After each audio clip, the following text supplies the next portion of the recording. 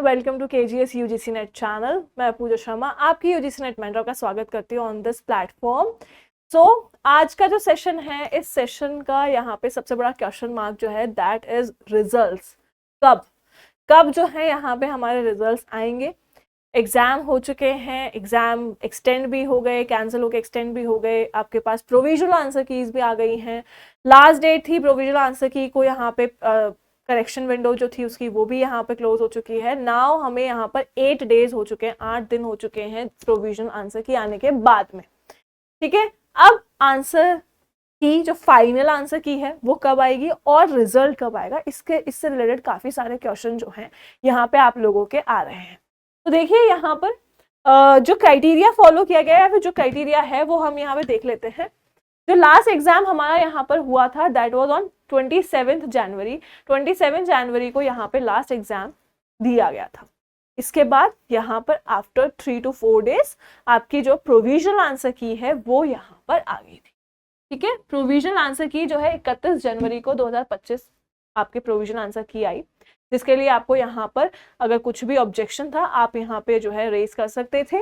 वो window open रही है आपका 3rd of Feb तक कि अगर आपको कोई भी क्वेश्चन में प्रॉब्लम है तो यहाँ पे आप जो है करेक्शन विंडो, यहाँ पर आपको ऑब्जेक्शन विंडो ओपन थी, आप यहाँ पर ऑब्जेक्शन कर सकते थे। तो 3 फरवरी को ये ऑब्जेक्शन विंडो ओपन क्लोज हुई है।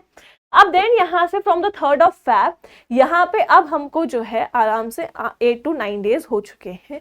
तो अब रिजल्ट जो है वो कब आएगा और आंसर की कब आएगी। देखो, अगर हम यहाँ पे नॉर्मली देखें, हम अगर लास्ट जो रिजल्ट आया था उस रिजल्ट को आने में आपके मोस्ट कह लीजिए यहाँ पर पूरा 1 महीना इन्होंने लिया था कि एक बार जब आंसर की आ गई उसके बाद में यहाँ पर आपका 20 डेज समथिंग कुछ इन्होंने रिजल्ट अनाउंस करने में लगा दिए थे।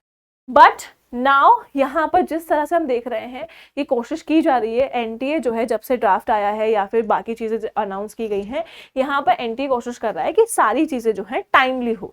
जैसे हमने एग्जाम भी देखा तो यहाँ पर हमने एग्जाम डेट्स भी देखी, यहाँ पर सारी चीजें जैसे हुई थी, जैसे एडमिट कार्ड यहाँ पे बोले गए थे उसी तरह से एडमिट कार्ड आया, उसी तरह से एग्जाम्स हुए।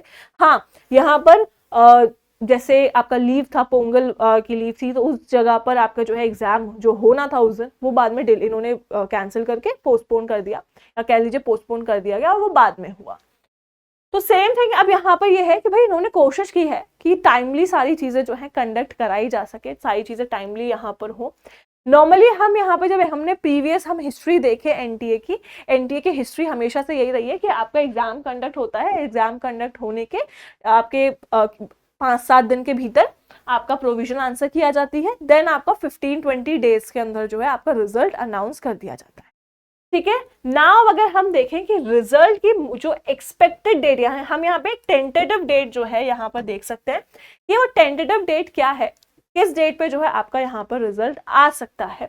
बेसिकली अगर मैं कहूँ कि मैं 10 to 15 डेज की तरफ जाऊं तो यहाँ पे जो है अगर हम यहाँ देखें तो ये रिजल्ट की जो एक्सपेक्टेड डेट जो है वो जाती है आपकी फ्रॉम 12th टू हम यहाँ कह सकते हैं आपका 18th नॉर्मली अगर हम कहें। ठीक है, हम यहाँ पर ये टेंटेटिव डेट्स हैं कि भाई आपका यहाँ पर अगर नॉर्मली 10-15 दिन के अंदर भी आप देखो तो 10-15 दिन के अंदर जो है अगर हम ये देखें from the 3rd of Feb यहाँ से 10 डेज इज 13 एंड उसके बाद अगर आप जो है 13 के बाद अगर 5 दिन और हम यहाँ पे देखो तो आपके पास यहाँ पे जो डेट है, वेट अ सेकेंड, इसको हम ले सकते हैं from 12th to 18th Feb तक।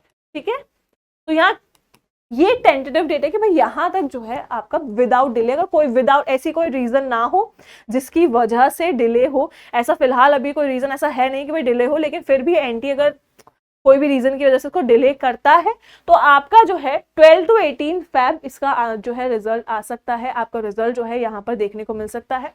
बहुत सारे क्वेश्चन रहते हैं कि मैम आंसर की कब आएगी, तो आंसर की जब बात की जाएगी तो आंसर की जो है एनटीए का स्केड्यूल रहा है दैट आंसर की रिजल्ट से या तो ये 1-2 दिन पहले देते हैं, जो भी रिजल्ट डेट है उससे 1-2 दिन पहले आपकी आंसर की आती है, नहीं तो जिस दिन आपका रिजल्ट आएगा उसी सेम डे जो है ये आपकी फाइनल आंसर की भी जो है रिलीज करते हैं। ठीक है, ये वाला स्केड्यूल रहता है कि रिजल्ट के ही आसपास जो है आपके फाइनल आंसर की आती है, या तो 1 दिन पहले आएगी या फिर आपका सेम रिजल्ट डे पे आएगी। यहाँ पर रिजल्ट आने से पहले आपका आप नॉर्मली देखते हो कि भाई अगर जैसे बच्चों को रहता है कि यार तुरंत रिजल्ट आ जाए, ऐसा नहीं होता। यहाँ पर मेनली ट्वीट आपको देखने को मिलता है कि आपको रिजल्ट आज देखने को मिल सकता है या फिर आपको कल रिजल्ट देखने को मिल सकता है, जैसा हमने भी लास्ट सेशन में देखा, जो हमारा लास्ट सेशन हुआ उसके अकॉर्डिंग। ठीक है, तो ये आपका आंसर की और रिजल्ट से रिलेटेड अपडेट है। टेंटेटिव डेट्स हम यहाँ पे काउंट कर रहे हैं। इसके बाद यहाँ पे काफी सारे सवाल हैं बच्चों के कि भाई अगर हम मान लीजिए हमारा पीएचडी पिछले सेशन में हो चुका है, तो अगर जिनका भी पहले पीएचडी हो चुका है वो बच्चे जाके एनरोल कर सकते हैं। वो जितने भी आपके यहाँ पर यूनिवर्सिटीज़ हैं उनको एक बार चेक कीजिए कहाँ पे पीएचडी बेसिस पर जो है एडमिशन हो रहा है, यूनिवर्सिटी को सर्च करके रखिए।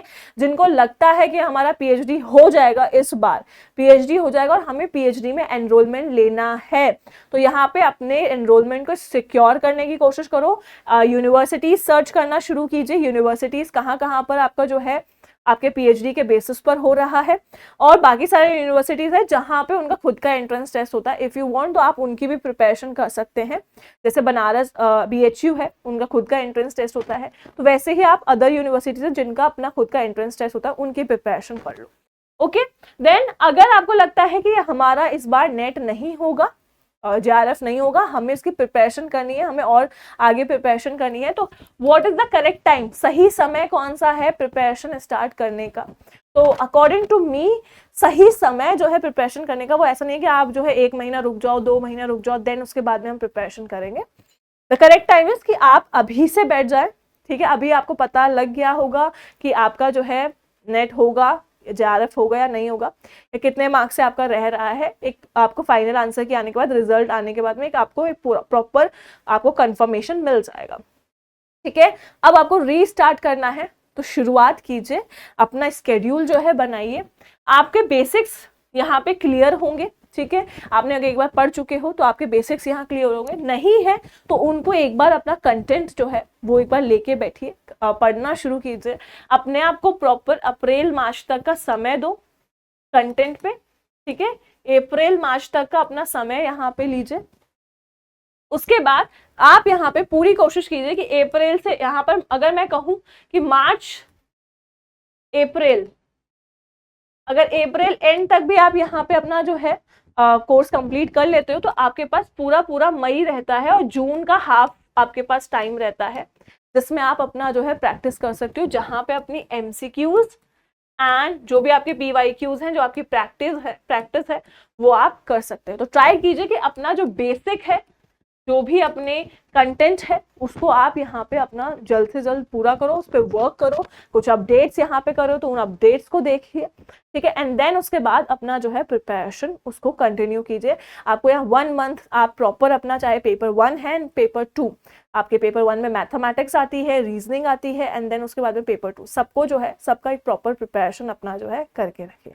ओके, आई होप कि आपको यहाँ पे आपके डाउट्स जो हैं सॉल्व हुए होंगे। अगर कोई भी डाउट आपको होता है तो प्लीज़ कमेंट सेक्शन में आप कमेंट कर सकते हैं, हम आपके डाउट्स को यहाँ पर प्रॉपर सॉल्व करेंगे। और all the best for the result. Thank you so much, take care, goodbye all of you.